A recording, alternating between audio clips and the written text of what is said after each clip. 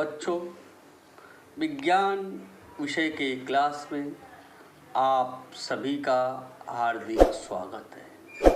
बच्चों, पिछले 2 क्लासों में हमने पाठ 14 प्रकाश और छाया का निर्माण इस पाठ का अध्ययन किया। आज के क्लास में इसी पाठ से संबंधित प्रश्न उत्तर इसका हम अध्ययन करेंगे। तो आइए शुरुआत करते हैं।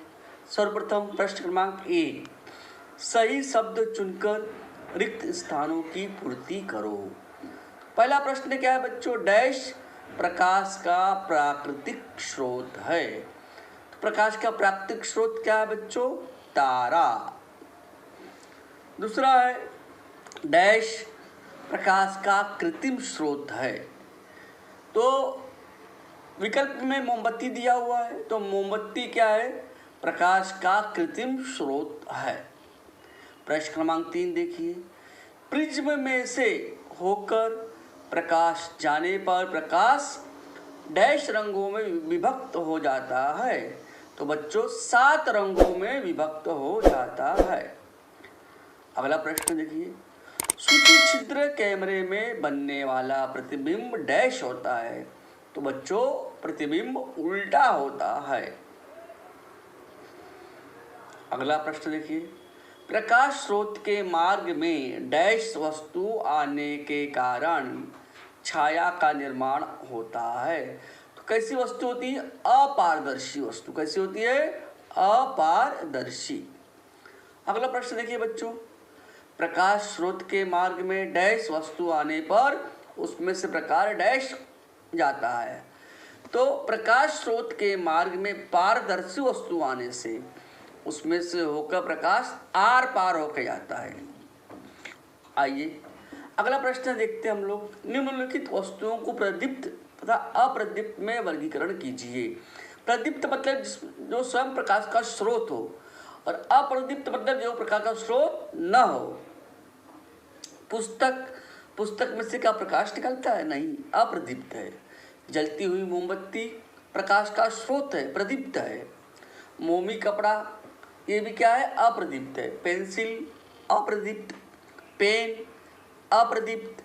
बिजली का बल्ब में से प्रकाश निकलता है, तो कैसा है? प्रदीप्त। टायर अप्रदीप्त, टॉर्च प्रदीप्त। बच्चों प्रश्न क्रमांक 3 देखिए, जोड़ियां मिलाना। समूह अ, समूह ब और उत्तर लिखा हुआ है। दर्पण से क्या होता है? परावर्तन होता है। दर्पण को हम आईना भी कहते हैं। जुगनू प्रदीप्त है क्योंकि स्वयं प्रकाश का स्रोत है। सूची छिद्र कैमरे से प्रतिबिंब कैसा बनता है बच्चों? उल्टा। और ई, चंद्रमा स्वयं प्रकाश का स्रोत नहीं है, इसको दूसरे से प्रकाश प्राप्त होता है, इसलिए हम इसको अप्रदीप्त कहेंगे। तो बच्चों इस तरह से हमने प्रश्न क्रमांक 1, 2 और 3 का अध्ययन किया। प्रश्न क्रमांक 4, नीचे दिए गए प्रश्नों के उत्तर लिखिए। यहाँ पर हमें क्या लिखना है बच्चों?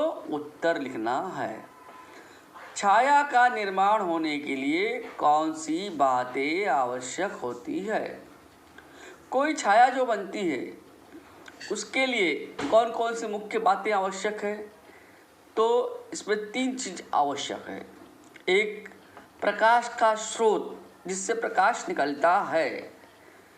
दूसरा है एक अपारदर्शी वस्तु जिसकी छाया बनना है, जिसका छाया बनना है वो अपारदर्शी वस्तु।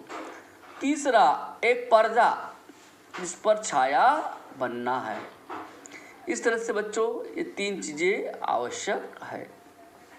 प्रश्न क्रमांक 2 देखिए, वस्तु कब दिखाई दे सकती है? किसी वस्तु को तब देखा जा सकता है जब उसकी सतह से परावर्तित प्रकाश किरणें हमारी आंखों तक पहुंचती है। अगला प्रश्न बच्चों क्या है? छाया का क्या अर्थ है? छाया किसे कहते हैं? बच्चों छाया का क्या अर्थ? उत्तर क्या लिखेंगे बच्चों? प्रकाश के मार्ग में कोई अपारदर्शक वस्तु आने पर उस वस्तु की परछाई अर्थात छाया का निर्माण होता है। तो बच्चों, आज की क्लास में हमने पाठ 14 प्रकाश और छाया का निर्माण इस पाठ के स्वाध्याय के प्रश्न उत्तरों का अध्ययन किया। आप सभी इन प्रश्न उत्तरों को अपनी कॉपी में अच्छी राइटिंग में इसको लिखिए, याद करिए। बच्चों, आज का क्लास का समापन हम यहीं करते हैं। धन्यवाद बच्चों। दोस्तों के पास शेयर कीजिए और आपके जो भी विचार है उसको कमेंट कीजिए और अधिक से अधिक हमारे चैनल को आप सब्सक्राइब कीजिए। धन्यवाद बच्चों।